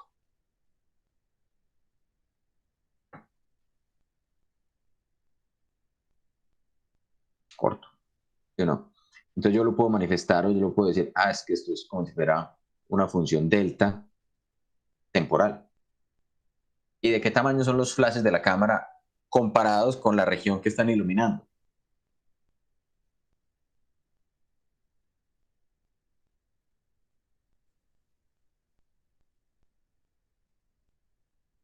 ¿Cierto? También es una región del espacio muy pequeñita comparado con el área que pueden estar iluminando. Entonces yo puedo decir, es que esto también se comporta como si fuera un delta espacial. Un flash de cámara lo puedo idealizar como si fueran deltas temporales y deltas espaciales. Por ejemplo, fenómenos luminosos. Por ejemplo, las estrellas en el firmamento.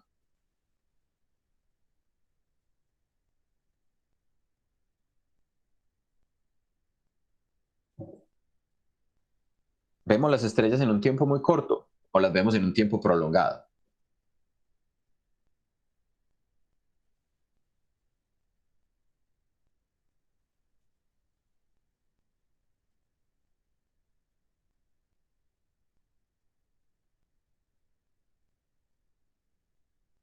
No sé, usted se para y ve, no sé, el cinturón de Orión.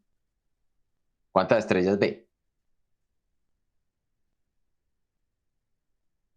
3. Hace, no sé, 10 años, cuando veían el cinturón de Orión, ¿cuántas estrellas le veían? Las mismas 3, ¿sí o no?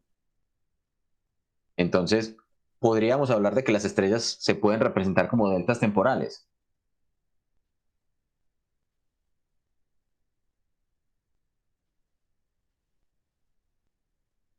Posiblemente no, ¿cierto que no? Entonces, no son deltas temporales, pero ¿será que podemos representar una estrella como si fuera un delta espacial? La luz que proviene de la estrella, comparada con todo el firmamento, esa estrella en particular me va a representar una pequeñísima región del espacio. Entonces, sí podría representar un delta espacial, ¿cierto? Las tormentas eléctricas. ¿Han visto, por ejemplo, cuando justo va a ocurrir una tormenta eléctrica, los relámpagos, no los rayos, los relámpagos?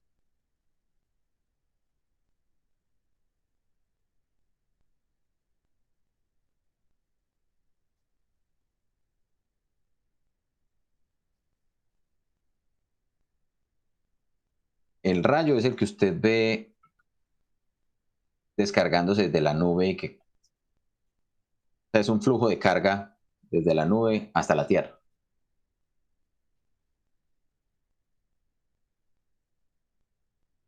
El relámpago es el destello que se produce cuando ocurren esas cargas o esas descargas, no necesariamente entre la Tierra y la nube, sino entre una nube y otra, por ejemplo.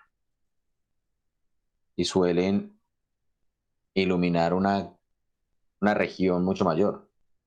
¿Sí?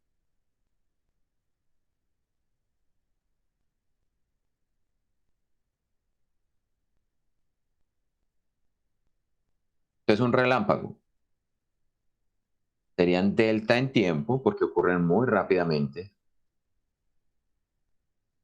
pero no serían efectivamente no delta en espacio porque ocurren en una región muy, muy amplia. ¿Qué características, por ejemplo, tienen esos tipos de luces? La luz, por ejemplo, del flash de la cámara. ¿De qué color es?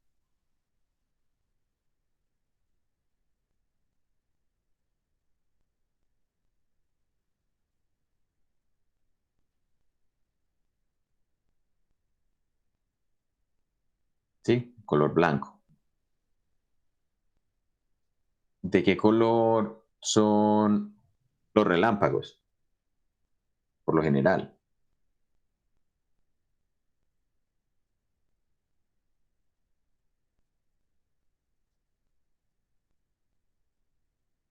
¿Sí? Digamos que puede tener unas componentes amarillas. O una un poco más amarillos. Azul también. Entonces me estás diciendo que también tiene azul y amarillo. Bien. Esencialmente, entonces, la idea es que, digamos que de alguna manera entendamos cuál es el significado físico de esas funciones delta para poder entender por qué es que las vamos a emplear aquí en esta descripción. Sin embargo, quiero que cerremos la clase de hoy nuevamente con ese descriptor que estamos haciendo, con esa manera como estábamos describiendo lo que consideramos un paquete de ondas, ¿cierto? Miren que fue, lo que dijimos fue, ese paquete de ondas en una cierta posición, a un cierto instante de tiempo determinado, no es otra cosa que sumar todas las posibles frecuencias de las ondas que estén llegando en ese instante de tiempo a esa región del espacio, considerar todas las frecuencias y considerar todas las direcciones de onda, las posibles direcciones que pueden estar llegando y encontrar estos coeficientes, los coeficientes que dependen de K y de omega, para todas las posibles ondas que hacen parte de esta base. Recuerden que la base que estamos empleando es simplemente una base de ondas planas. Y acá estamos integrando en todas las posibles direcciones. Entonces eso es lo que nos va a interesar en este momento. Recordando que a esto que tenemos acá es lo que estamos llamando el espectro. O los coeficientes de cada una de las ondas que intervienen allí. ¿Listo? Vamos a decir también que para que nos quede la definición de qué es una transformada de Fourier, para que podamos comparar con lo que estamos viendo aquí arriba.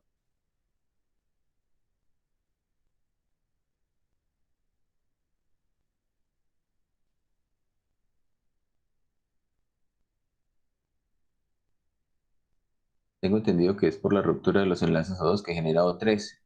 Eso genera el olor raro, sí, eso genera los rayos o incluso, por ejemplo, algunos flashes de cámara, algunas fotocopiadoras. Las fotocopiadoras, por ejemplo, también generan ozono, son unas maquinitas de hacer ozono como locos. Hablemos de cómo se vería una transformada de Fourier.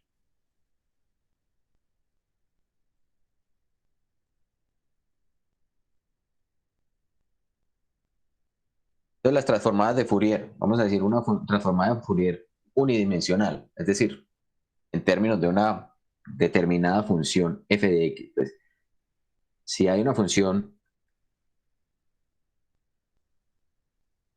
f de x que dependa de x, existirá una función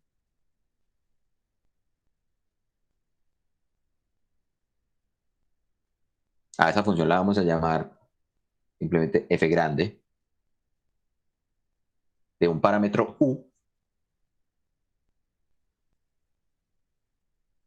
que va a estar definido entre menos infinito e infinito, y esto va a ser mi función f de x, y esto va a estar multiplicado por e a la menos i u x y 2pi. Esta es la manera de definir matemáticamente la transformada de Fourier de la función f de x. ¿Sí? Entonces miren que lo que vamos a hacer esencialmente es introducir una función en términos de una variable, integrar sobre esta variable dentro del argumento de las exponenciales o de las funciones armónicas que vamos a tener allí, vamos a tener tanto la variable de integración como una variable u diferente, pero la respuesta que vamos a obtener es en términos de la variable u, de la variable que no hace parte de la integración. A esa función f de u se le conoce como la transformada de f de x. Y entonces se hace o se dibuja con esa letra f, es así como toda fancy. Y eso se llama la transformada de Fourier de x.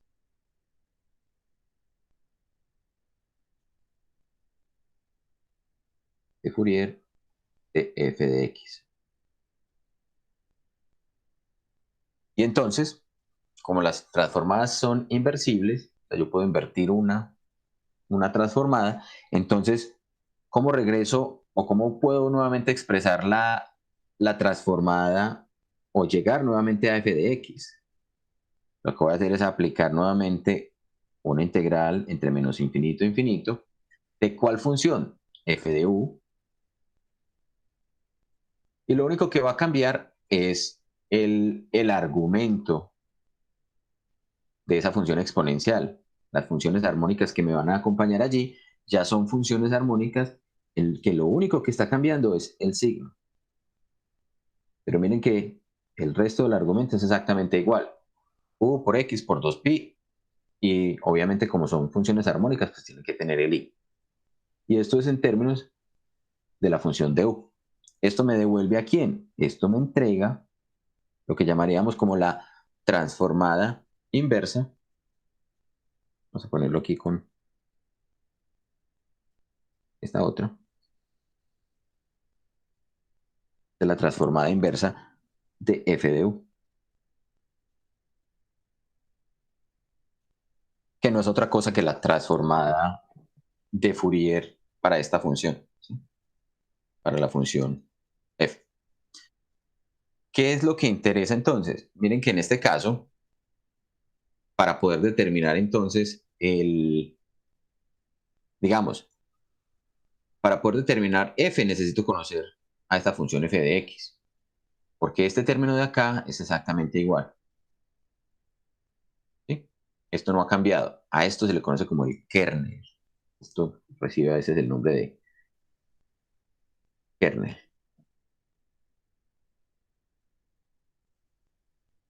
Pues el kernel de la transformada de Fourier, miren que es exactamente igual, lo único que cambia es el signo.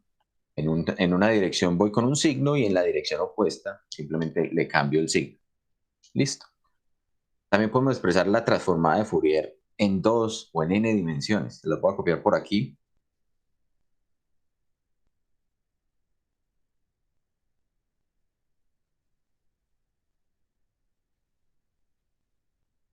De Fourier en 2D.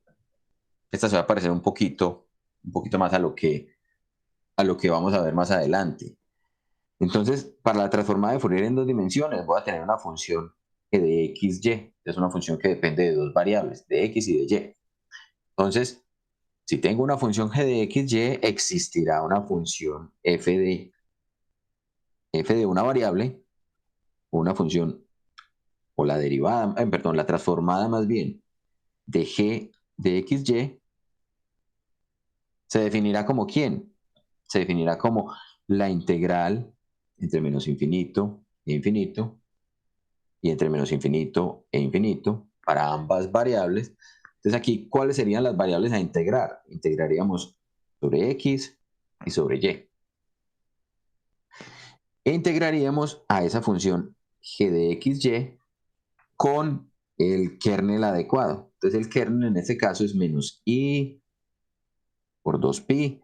Y acá vamos a sumar u que multiplica a x y v que multiplica a y.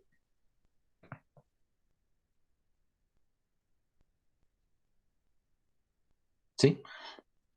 Esta función a la que llegamos será una función que depende de quién, únicamente de u y de b. Esta función que tenemos acá la llamaremos g grande de u y b.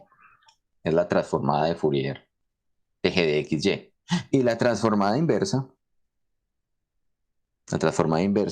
en este caso de g, va a ser igual también a menos infinito, infinito, menos infinito, infinito. ¿De quién? De G, de U y B, por E. Ahora ponemos el valor positivo, 2pi, pero miren que esto es exactamente igual. O por X más B por Y. Y acá es de U, de B. Entonces podemos hacerla de n dimensiones.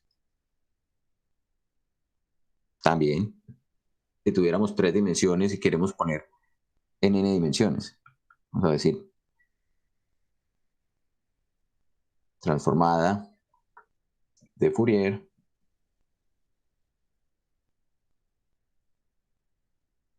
en n dimensiones. Entonces, ¿cómo tendría que ser esa transformada de Fourier? Tendríamos que tener una función, digamos una función g, de una primera variable x1, una variable x2, hasta una variable xn. Entonces, la transformada de Fourier va a ser una función f de una función a la cual vamos a llegar, o de unas variables a las cuales vamos a llegar, que pueden ser, por ejemplo, cita 1, cita 2, hasta cita n. ¿Sí? Esa función a la que vamos a llegar, entonces, tiene,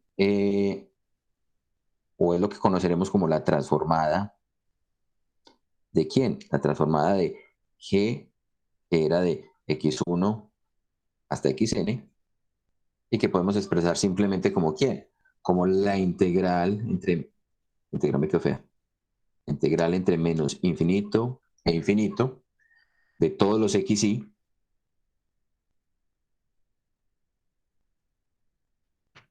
sí, yo no vamos a poner n integrales, sino simplemente todas las integrales en esas variables de integración de la función g de x1 hasta xn multiplicada por el kernel en este caso va a ser entonces e a la menos 2pi por 2pi y por 2pi.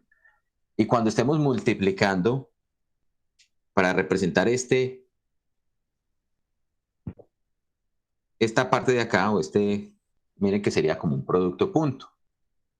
¿Producto punto de quién? Si yo digo, en este caso, si yo tengo U y B como si fuera un vector, no es otra cosa que el producto punto entre ese vector U y B y el vector X, Y. Esto es exactamente igual a esto, al producto punto entre esos dos vectores. Entonces acá, para simplificar, aquí lo voy a poner simplemente un vector que llamemos X y otro vector que llamemos cita. Producto punto también entre ellos dos. Porque sabemos que va a ser entonces la sumatoria de ¿quién? De x1 por cita 1, más x2 por cita 2, más más xn por cita n. Y acá entonces para todos los de cita 1, de x1, perdón, de x2 hasta los de xn. Y les dejo entonces a ustedes para que escriban la transformada inversa. Listo.